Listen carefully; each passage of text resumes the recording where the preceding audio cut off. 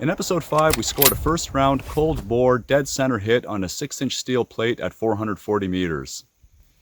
I didn't have any measuring equipment with me at the time, so I thought it'd be fun to hike back up here with my caliper and find out just how good a shot it was. It's been a while since we came up here. It's quite a foggy day, so not a great day for long-range shooting to be sure, but a perfectly fine day to get some exercise with the bear, hike up a big trail, and talk about the minutiae of our craft. I also brought a new rifle out, and I'll be discussing that a little later. I'm looking forward to showing it to you, but for now, let's have a look at that steel plate. All right, here she is. Here's my hidey hole, and it's not quite as spacious as Saddam's, but it is a good little hidey hole. And deep inside here, we've got our steel plate. So it's a little dirty having been, sequestered in that little hidey hole. So I'm gonna get it a little bit cleaner, and that way we can mark it up a little bit, do some measuring. And if you've seen that episode, you may recall that the center hit right here, that was our first round cold bore hit. That was the shot where we attempted to do everything correctly. And then this here was our second shot, which was intentionally off its center by canting the rifle 1 degree to the left. So the round impacted low and to the left, which is what we expected with that error that we introduced. But that first shot right here, center, was our cold bore hit, and I was obviously very happy with that. And like I said, I'm looking forward to finding out just how close to center it really was. So the first thing we're going to do is we're going to determine what the center of the target is. So we're going to draw a little point here at 3 inches, and we'll do the same up here. We'll find the center of the steel plate. There we go. And I'm going to connect them now. Use this as a rule.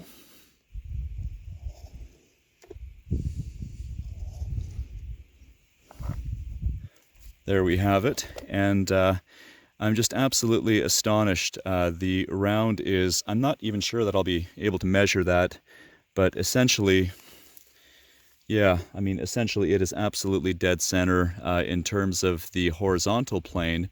In terms of our windage, we are absolutely dead center. The round, if I can try to draw it as kind of carefully and honestly as I can, here is the outer area where the paint peeled off in a perfect semicircle, so we can continue that. Oh, I made it a little bigger than I meant to, but you get the idea. I'll just kind of, there we go.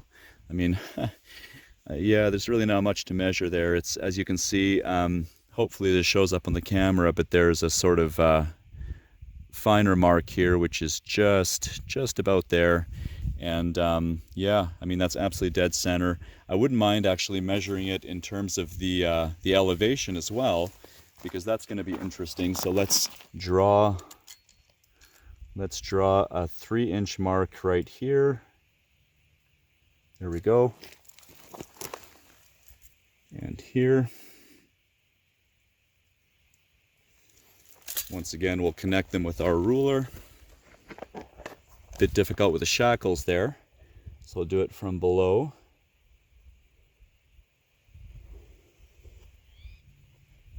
There we go. I kind of screwed up this part here because I struck this other impact point, which was painted over from a previous session. But as you can see, we are absolutely dead center on the horizontal plane on windage, and we are just below center on the vertical plane on our elevation. So I'll grab my caliper now, make sure it's zeroed. It is. And I'm going to open them up a little bit, and I'm going to do my very best to try to measure to the center of what appears to be the impact off of the center that we drew, the true center of the target. And it's kind of hard to do. It's not really clear where the center is. I'm doing my best here. I'm not even looking at the screen, but just looking at the steel, trying to discern where exactly center is. And it's not like judging paper where you have a nice even hole and you can measure edge to edge and subtract the diameter of your bullet to get center to center. But yeah, I'll look at the screen now, and it's 3.28 millimeters. So I'll show you that. 3.28 millimeters. Let's call it 3.3 mils. And 3.3 millimeters at 440 meters is 0.03 MOA. So it's actually sub 0.1 MOA. In fact, it's sub 0.05 MOA.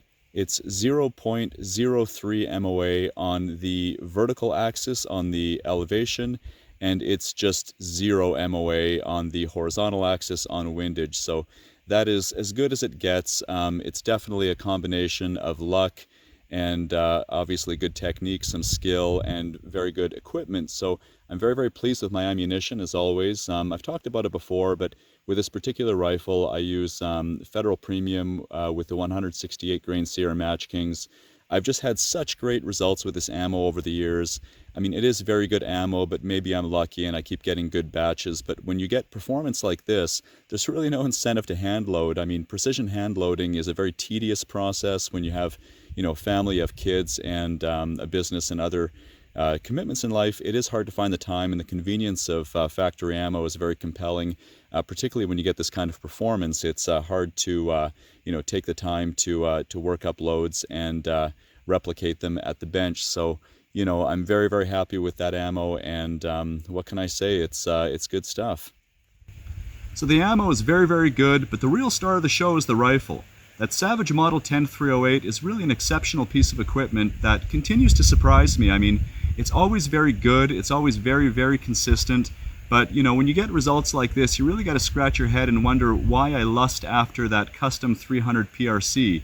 I mean, it's, you know, that would definitely be an ELR rifle for extreme long range applications, but for shooting at these distances, at shooting, you know, 440 meters, that Savage Model 10308, it really doesn't get any better than that. I mean, we've basically scored a 0 MOA shot on the windage and a 0.03 MOA shot on the elevation. And that is as good as it gets.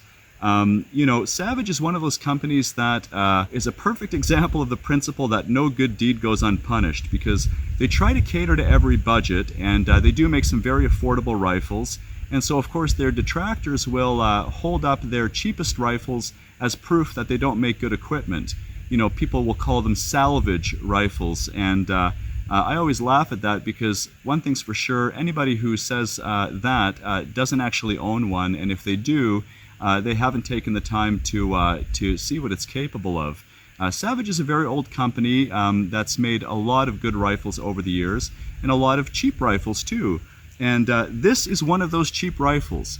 This is actually one of my favorite rifles. This is a 1950s, an early 1950s Savage Model 340. And it's a bit unusual in that it is a bolt action 30-30. I'll pull out the mag here. I do have a full mag, but an empty chamber.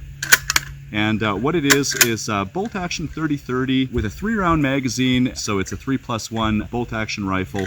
And I had restored this rifle. It was pretty beat up.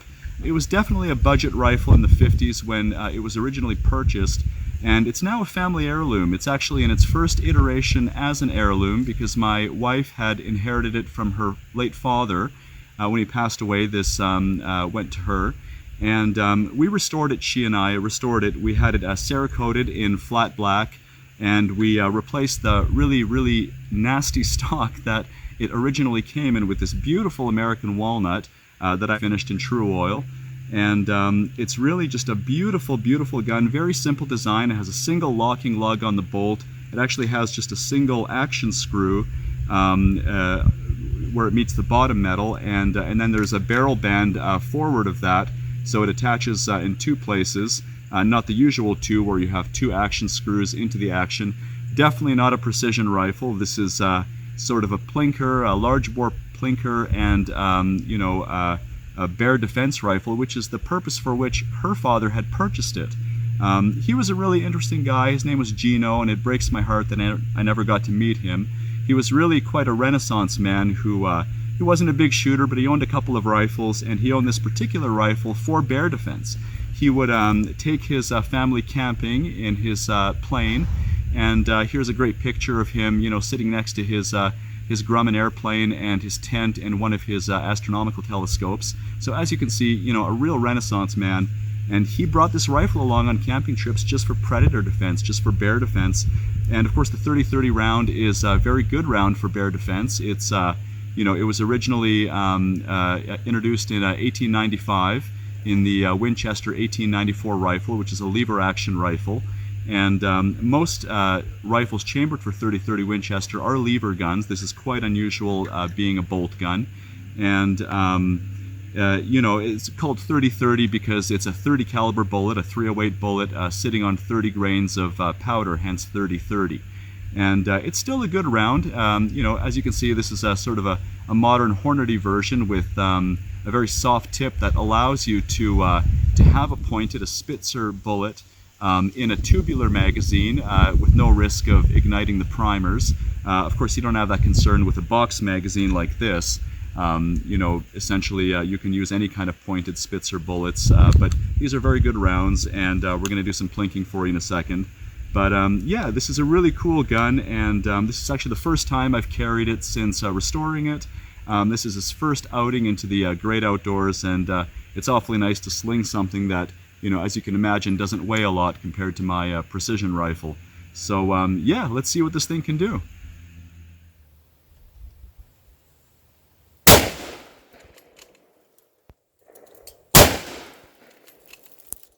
Dropped one. Looks like the third can got knocked over by the second, but we got it after that just the same. Yeah, not bad. I mean, you can see this is still a terrific rifle. It's 70 years old, and it still holds its own. As does the venerable and 126-year-old 30-30 Winchester cartridge, rimmed for the extractor's pleasure. It's still a great cartridge, and you know, nowadays you're pushing these FTX bullets, which are quite efficient, out at about 2,400 feet per second. So for short range engagements, they're still, you know, they're still going to provide terrific terminal ballistics. So it's still a relevant cartridge, and if you're carrying a bear rifle like this old Savage 340 of mine, it's still a great choice.